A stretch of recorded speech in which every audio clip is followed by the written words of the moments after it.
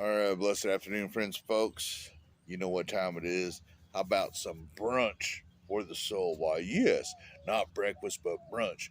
One of them fancy 50-cent words for breakfast and lunch. We're going to come at you with Sarah Young's lesson today. It's pretty good. It's May 2nd, 2024. Living independence on me, on God, of course, is the way to enjoy abundant life.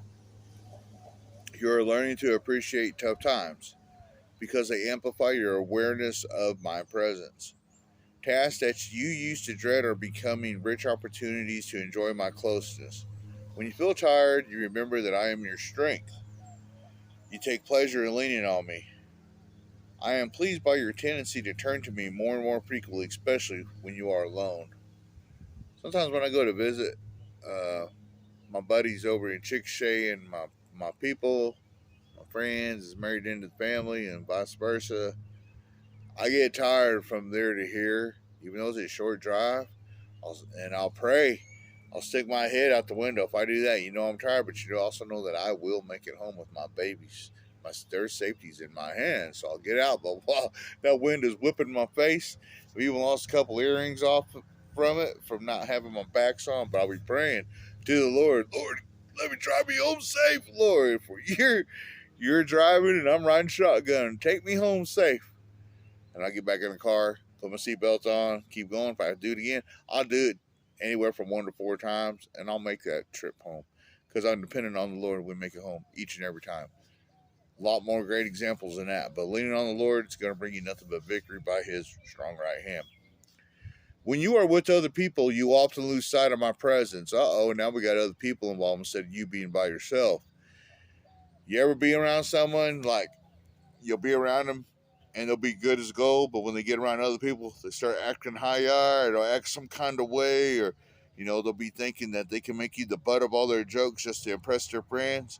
Yeah, that will draw you away. But the Lord, He's watching us. Are we going to treat Him the same when we're alone? Or are we going to treat Him the same when people are around as well as when we're alone? One may ask. Your fear of displeasing people put you in bondage to them. Our people? Is the crowd our idol? Do we bow before the crowd? Is it going to be the Lord or is it going to be the crowd? Your fear of displeasing people put you in bondage to them, and they become your primary focus. When you realize this has happened, whisper my name, Jesus, help me. This tiny act of trust brings me to the forefront of your consciousness where I belong. As you bask in the blessing of my nearness, my life can flow through you to others. This is abundant life. I once ran into a white man, very unusual. This is in my drinking days, real heavy between 2000 and 2003. I hung out at this bar on 2nd Street called the High Hat. A lot of people call it the Low Hat. When I got barred, it was called the No Hat. The No Hat.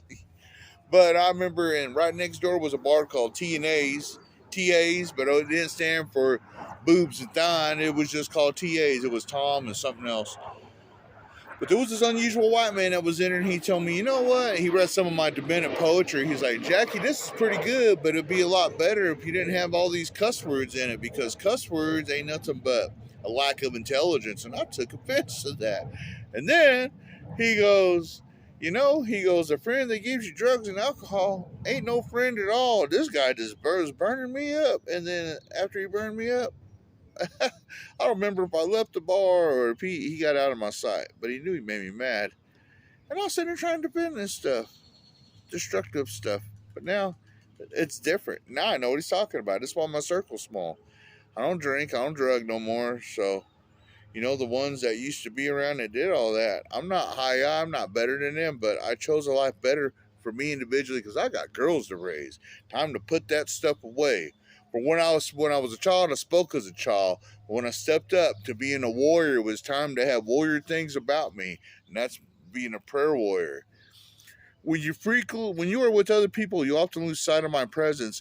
But when you surround yourself by God's people, like my mother-in-law is also my pastor. When I surround myself with her and the people that she knows that are truly of God, we have an excellent time. We have fellowship, and fellowship is strong. It'll root you in the tree of life. The tree of life, well, right here. The basic instructions before leaving Earth. the tree of life.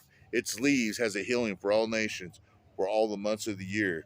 So you and I, all we got to know is that God is near. Jesus is coming home. So get your bride gown on, and get ready to get on out of here. Or you could stay and it's going to be like Book of Eli, the movie, only it won't be a movie. It's going to be real life. And it's going to be terrible. But it is what it is. Fearing people is a dangerous trap, but trusting the Lord means safety. When you believe in Gohak, Nadukalokoshed, the unquiet spirit, you're not going to know fear. You're going to know love. Be blessed in your iron journey.